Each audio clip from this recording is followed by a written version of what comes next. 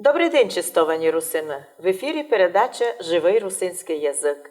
З вами я, Олена Копенець-Барта і отець Дмитрій Сидор. Добрий день! Дай Боже всім мира і благословення. Це є потреба нашим журналістам об'єднувати інформаційні ресурси. І що повісте за вчорашній протест у поддержку журналістів?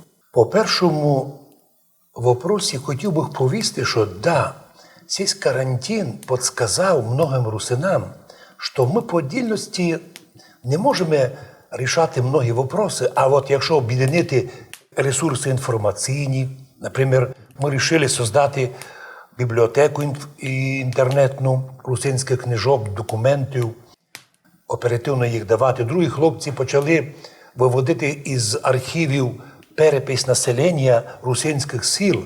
І оказалося, у нас така чудесна картина по переписам.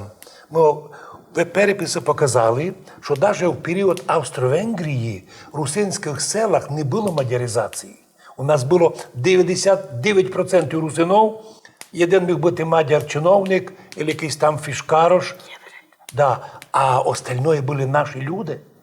І тому ясно стало, що ці ресурси ми почали об'єднувати і створювати повноцінні інформаційні такі базові статті, які розкривають величественну культуру русинського народу, русинської нації. Ми себе русини чувствуємо вже письменним народом 1150 років, іменно бо церковний язик – це русинський язик на 99%. І ми почувствовали в період карантину, що є телефон, є інтернет, автобуси не ходять, так значить об'єднати інформаційні ресурси. Нащо нам йти на Словаки, коли ми інформацію отримуємо благодаря русинському радіо із Словакії, з Польщі, із Чехії. Нащо нам йти, наприклад, у Київ, а за границю взагалі не може. І в результаті іменно об'єднання ресурсів дало велику положительну динаміку. Ми желаємо русинам не гордитися, об'єднуватися і спорити може, но один другому допомагати, щоб іменно в'єдно підтягнути на слідуючий етап, на новий такий крок питання русинської нації, русинського народу. Бо ми тепер у Європі і видимо, що вже тепер просто так русина вже не може судити. Коли і президент Чехії каже, русини є, були і будуть, і президентка Словакії каже, гордиться русини своєю ідентичністю. О, як би нам український президент повів так. Русини Закарпаття гордиться русинською ідентичністю, а будьте надійні громадяни України. Ми б йому казали, ми такими є, ми давно такими є, но, на жаль, уви, такого возгласа, думаємо, скоро не чуємо. Но об'єднавши ресурси, можу видіти, як ви казали, що якся ми видить, що на вчорашній день то було, як тисячі молодих людей пішли в Київ під адміністрацію президента в защиту тих журналістів, яких побили на днях, вивели їх, поліція їх вивела із тої групи людей, де на них нападали. Замість того, щоб захистити журналістів, поліцай силою вивів журналістку із тої групи людей і тим самим нарушив її право.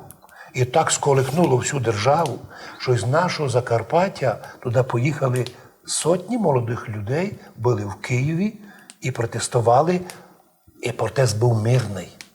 Це не тоді, що мечуть там якісь там петарди, угрожають. Наоборот, впервые молодь в Україні сказала прямо владі, хватить вам було нарушати права людей, права журналістів. Займаємося, будьте в виду, що в слідуючий раз ці протести будуть на порядок сильніший. Ми желаємо тим всім людям, хто піднявся на защиту журналістів, Боже благословення. Іменно в цьому отношенні наші православні церковні журналісти скільки раз пострадали, і не було того чоловіка, який би захистив. Тепер ми видимо, народ піднявся. Карантин пробудив у многих відчуття, таке чувство собственності, достоїнства, такого духовного, національного, релігійного. Ну, а Європа нам тому помогла, в тому плані, що свободна світова журналістика, вона нам найбільше дає.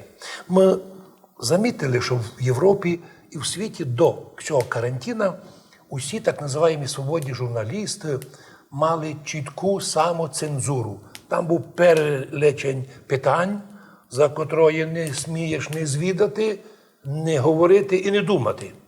За остальное говори, що хочеш. Но эта самоцензура розпалася в період карантина. І многі і на Западі нарушили ту привиту їм от школи самоцензуру. Пробудили. І в Америці, видимо, журналісти, многі восстали. І многі в Європі журналісти повірили, а що ви робите, чому обманюєте народ? І там в Італії показували цілі кордони, як везуть мертвих, а оказується, що то фейкові були фотографії, на кого розраховано. І в результаті іменно поламалася самоцензура і у многих чесних таких твердих журналістів, і ми отримали многое, за котроє не можна було говорити. Ведь у нас в Україні ще много людей, котрі дістали з суди в тюрму за те, що один пост в інтернеті написав і посадили його. Фотографію президенту розорвав, посадили його. А тут карантин показав, люди подумали серйозно за свої права. Ми молимо Бога, щоб Господь нагородив наших людей, наших журналістів русинських і взагалі всіх наших русинов, щоб так, як тут і в Києві протестували, показали мирний протест і вказали, що не тронь права журналіста, право на інформацію, право на свободну думку, так же і далі держатися, щоб оперативно указувати, де сьогосвітні чиновники нарушають наші права, права наших людей, права наших віруючих, а це сьогодні особливо актуальне питання. Бо лиш так, говорять русини старі, говори зася, не мовчи. І Соломон казав, сине мой, ти не лізь уперед, не сідай на перше місто, аби тебе потім з позором не клали на третє, на п'ятое, но й далеко не сідай, аби за тебе не забили. Говори зася. Я би думав, що це було б для русинських журналістів і для русинов епіграфом діяльності. Говори зася. На цьому завершуємо нашу програму «Живий русинський язик». З вами була Олена Копенець-Барта і отець Дмитрій Сидор. Будьте здорові! З Богом святим!